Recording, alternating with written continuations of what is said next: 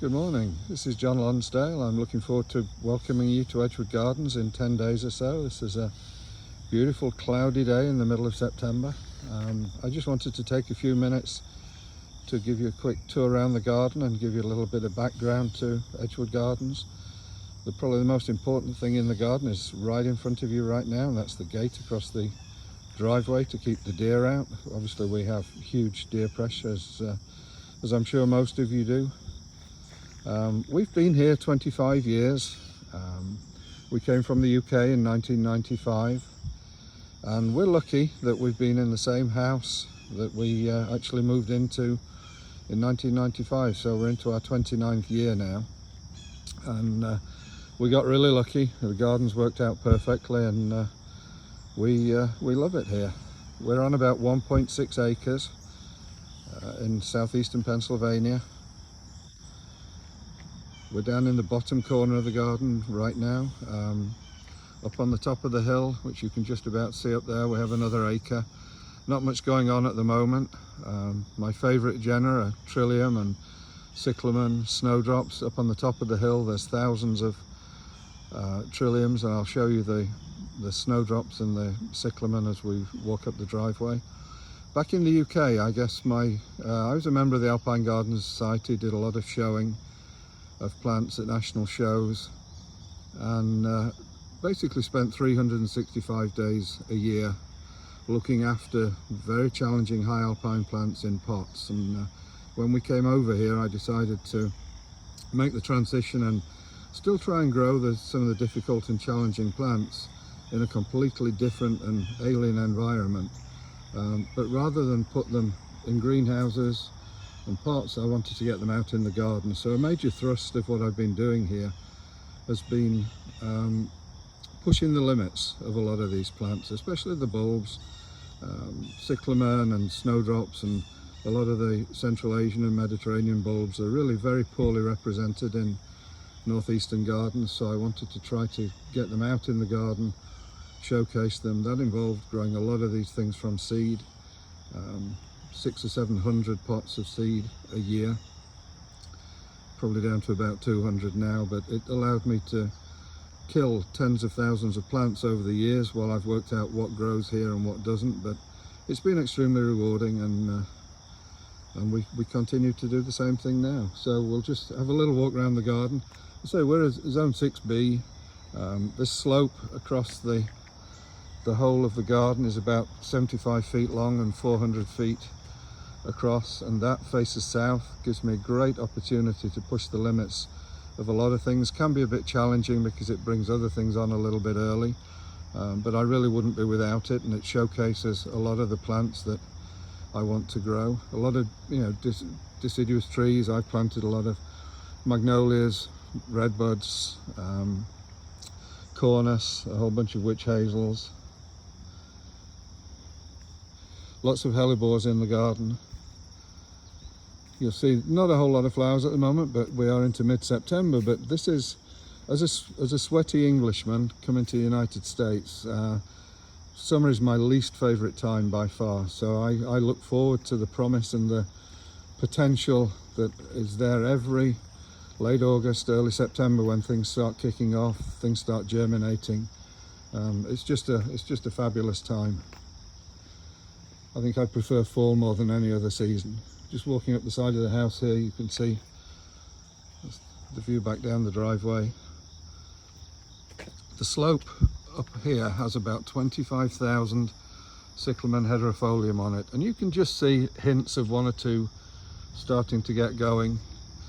It's amazing. Once winter comes along, all of the greenery is gone, all of the herbaceous plants have gone. But the cyclamen, they flower in for a month in October, the leaves come out in November, and right through May we have a fantastic, basically ground cover of cyclamen leaves. All cyclamen hederifolium up here. Oh, morning moose. Again, you can just see that they're just starting to come. It's a little bit unusual. We still have quite a lot of herbaceous stuff left. It's usually a little bit more barren by now. Lots of erythroniums on here, epimediums, you can see some hostas. And around the back of the house, I say I didn't want any greenhouses to house all these rare plants, but I do need greenhouses to propagate. So I've got 3 greenhouses around the back which contain a lot of seedlings and also some stock plants that I use to keep my breeding going, particularly for the cyclamen and the snowdrops.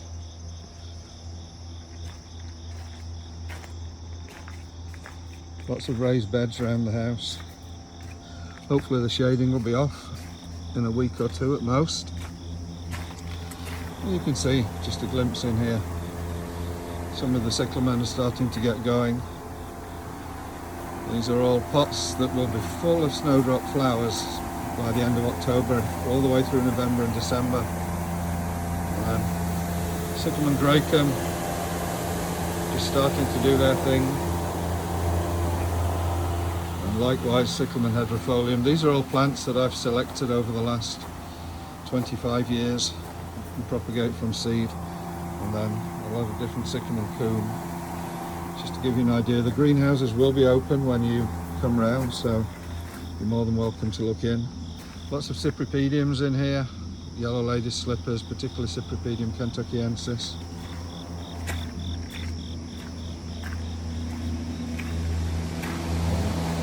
Lots more seedlings, Cyclamen Coum, Cyclamen Dracum in the back there, and more snowdrops.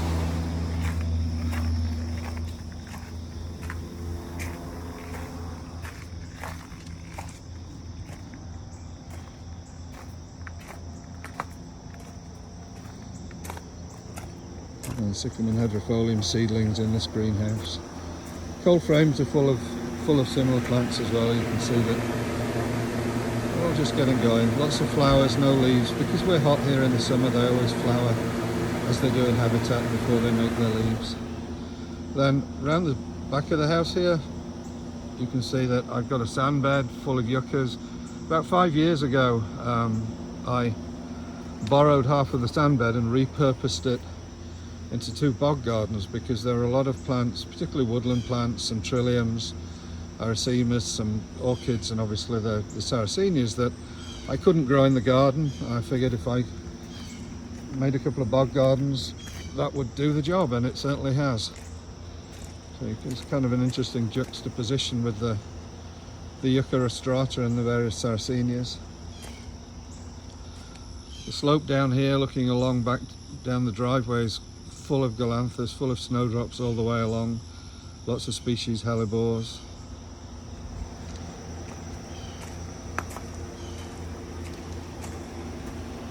It really has been a fantastic experience learning how to grow things again here. Even the compost that I used to use in England, John Ennis compost, is just unheard of here. So it was really a question of reinventing everything that I've done, but it's just been a wonderful experience. Lots of pulsatillas raised from wild collected seed here. These are sand beds running all the way up the side of the house. And then you can see another sand bed in front of the porch here. About 10 inches of sand over the native soil. We drain 300 feet to the valley floor, so it's we don't get any standing water. Echinaceas, penstemons, a lot of pulsatillas, cylindropuntias.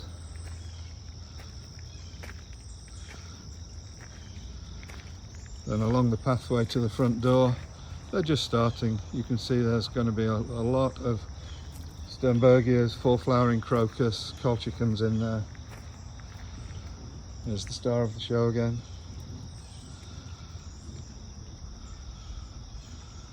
And then back to where we started. So I'm going to leave you with that, and I shall look forward to seeing you, I say, in about 10 days, and sharing some of the very special plants that grow here. You're going to have to keep your eyes peeled and look for the little things, because there's no big drifts of Cyclamen Dracum outside other than the Cyclamen Hydrofolium, but lots and lots of very special little treasures. Okay, so I'll see you soon.